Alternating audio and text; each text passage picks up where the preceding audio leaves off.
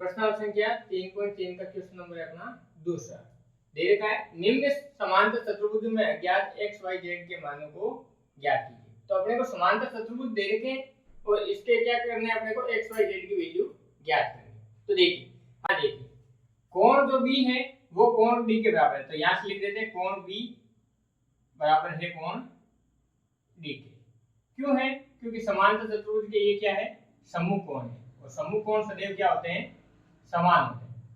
तो देखिए कोण b की वैल्यू कितनी है, 100, और कोण d की वैल्यू अपने पास y, अर्थात y की वैल्यू अपने पास कितनी आ गई है, 100 डिग्री।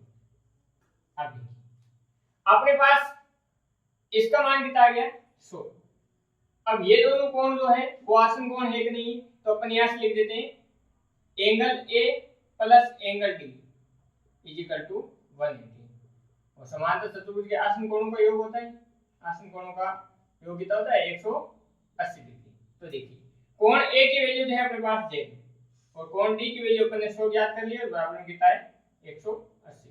तो z का मान ज्ञात करेंगे तो 180, ये 100 प्लस के जाएंगे तो माइनस के, तो 180 में से 100 गया कितना बच गया, 80। तो z की वैल्यू अपने पास कितनी आ गई है, 80 डिग्री। तो यहां से लिख देते हैं 80 डिग्री। अगर ये 80 है तो ये भी कितना होगा, 80 डिग्री होगा, क्योंकि अपन ने पढ़ा है समांतर चतुर्भुज के सम्मुख कोण क्या होते हैं, समान होते हैं। तो यहां से मैं बोल दूंगा एंगल जो C है वो बराबर है एंगल A के, और ब्रैकेट में लिख देते हैं सम्मुख कोण। तो देखिए एंगल C की वैल्यू कितनी है अपने पास, x, और एंगल A की वैल्यू अपन ने कितनी ज्ञात कर दी है, 80 डिग्री। तो देखिए यहां से x y z के मान आ गए। अब देखिए जो क्वेश्चन नंबर 2 है उसके अंदर भी अपने को क्वेश्चन में दे रखा है। तो देखिए ये दोनों आसन कोण है, तो मैं यहां से बोलता हूं एंगल x प्लस एंगल 50 बराबर में होगा 180 डिग्री, क्योंकि ये क्या है, आसन कोण, और आसन कोण का योग 180 डिग्री होता है। यहां से देखिए जो x है उसका मान क्या करना है, ये 50 प्लस के हो जाएंगे, क्या हो जाएंगे, माइनस। तो ये कितना आ गया अपने पास, 130। यहां से ये 50 प्लस का इधर जाएगा, क्या हो जाएगा, माइनस का। तो x की वैल्यू क्या आ जाएगी अपने पास, 130। यहां से x की वैल्यू 130 डिग्री आ गई है। तो एंगल x बराबर है एंगल y के, क्योंकि ये क्या है, दोनों सम्मुख कोण है। तो सम्मुख कोण सदैव समान होते हैं। तो एंगल x की वैल्यू 130 है, तो y का मान भी कितना आ गया, 130 डिग्री। अगर ये 50 डिग्री है तो ये भी कितना होगा, 50 डिग्री। अब देखिए ये एंगल 50 डिग्री और ये z, angle 50 plus angle z बराबर में होगा 180 डिग्री। अंत्यकोण प्लस बाह्य कोण बराबर में भी 180 डिग्री, और ये एक रेखिक युग्म भी है, तो रेखिक युग्म भी कितना होता है, 180 डिग्री का होता है। तो अपन लिख देते हैं रेखिक युग्म। तो देखिए z का मान ज्ञात करना आपने को, 50 प्लस के उधर जाएंगे, क्या हो जाएंगे, माइनस के। तो देखिए 180 में से 50 गए तो अपने पास कितने बच गए, 130। इस प्रकार देखिए दूसरा क्वेश्चन भी अपना सॉल्व हो जाता है।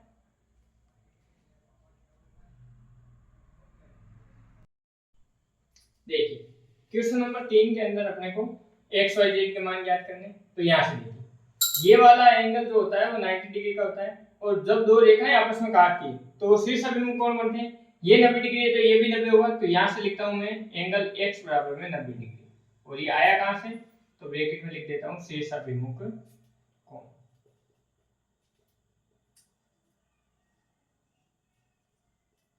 अब अपने पास x की वैल्यू आ गई है, यहाँ पे 30 दे रखा है, y की मान ज्ञात करना है। तो एक त्रिभुज बन रहा है यहाँ पे, तो त्रिभुज के तीनों कोणों का योग कितना होता है, 180 डिग्री होता है।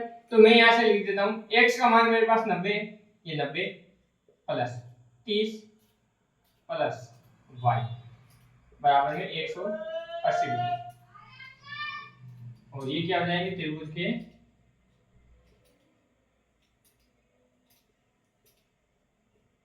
अंत्यकोण का योग, त्रिभुज के अंत्यकोण। तो देखिए 90 और 30 हो गए 120, प्लस में y बराबर में 180।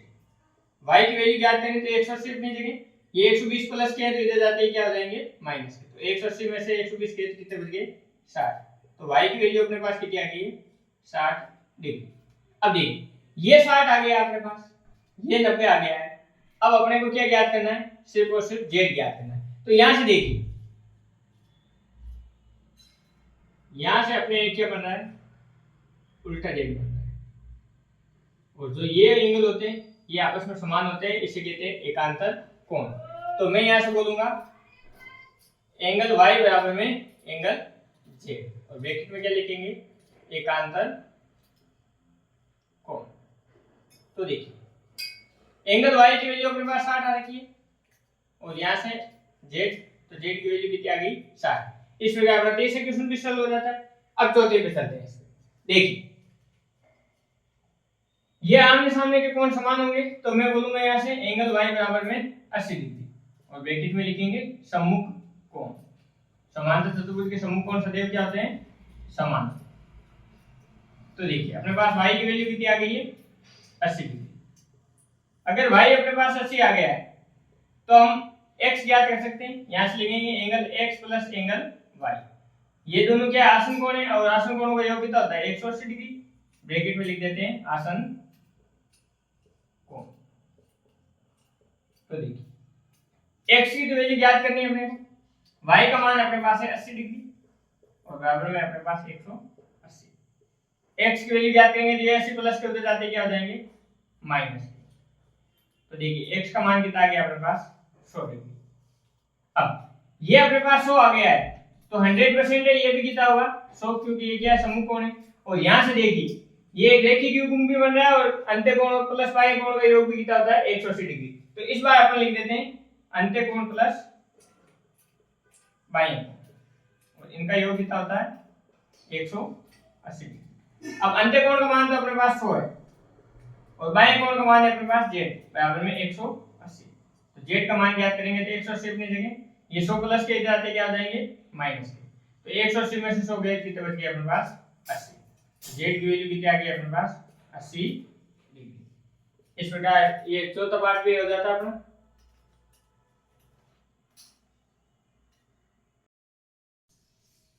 अब देखिए पांचवा क्वेश्चन अपने को दे रखा है, एक समांतर चतुर्भुज है, इसमें मान ज्ञात करना है। तो देखिए एंगल बी है वो बराबर है एंगल डी के। तो यहां से मैं लिखता हूं एंगल बी बराबर है एंगल डी के। क्यों है, क्योंकि ये क्या है, दोनों सम्मुख कोण है, और समांतर चतुर्भुज के सम्मुख कोण सदैव क्या होते हैं, समान होते हैं। तो देखिए एंगल बी की वैल्यू अपने पास 112 डिग्री, और एंगल डी की वैल्यू अपने पास y, अर्थात y की वैल्यू अपने पास कितनी आ गई, 112। तो यहां से अपन y के बराबर में लिख देते हैं 112। यहां से देखिए यहां से एक त्रिभुज बन रहा है। तो देखिए ए सी डी, तो यहां से लिखता हूं मैं त्रिभुज ए सी डी में त्रिभुज के तीनों कोणों का योग 180 डिग्री होता है। तो देखिए y की वैल्यू अपने पास 112 प्लस 40 प्लस x बराबर में 180 डिग्री, और ब्रैकेट में लिख देते हैं त्रिभुज के अंत्यकोणों का योग, अंत्यकोण। अब देखिए 40 और अपने 112 ये हो गई 152 प्लस x बराबर में 180। यहां से x की वैल्यू ज्ञात करनी है तो 180 अपनी जगह माइनस 152। तो यहां से वैल्यू ज्ञात करेंगे तो x की वैल्यू आएगी 180 में से 152 गए तो अपने पास क्या बच गई, 28 डिग्री। ये x आ गया अपने पास। अब x का मान अपने पास आ गया है 28 डिग्री। अब अगर x का मान आ गया है तो यहां से देखिए एक अपने z बन रहा है, ये अपने पास क्या बन रहा है, z, और z के अंदर जो ये एंगल बन रहे हैं वो क्या होते हैं, एकांतर अंत्यकोण होते हैं। अर्थात अपने यहां से लिखेंगे एंगल x बराबर में एंगल z। क्यों है ये, क्योंकि एकांतर कोण, और एकांतर कोण सदैव क्या होते हैं, समान होते हैं। दो समांतर रेखाओं के मध्य जो कोण बनते हैं वो एकांतर कोण बनते हैं z के रूप में। अब देखिए x की वैल्यू अपन ने ज्ञात की 28, z की वैल्यू z है, अर्थात अपने पास z की वैल्यू कितनी आ गई, 28। इस प्रकार अपना 5वां क्वेश्चन सॉल्व हो जाता है। क्वेश्चन नंबर 2 इस प्रकार से अपना समाप्त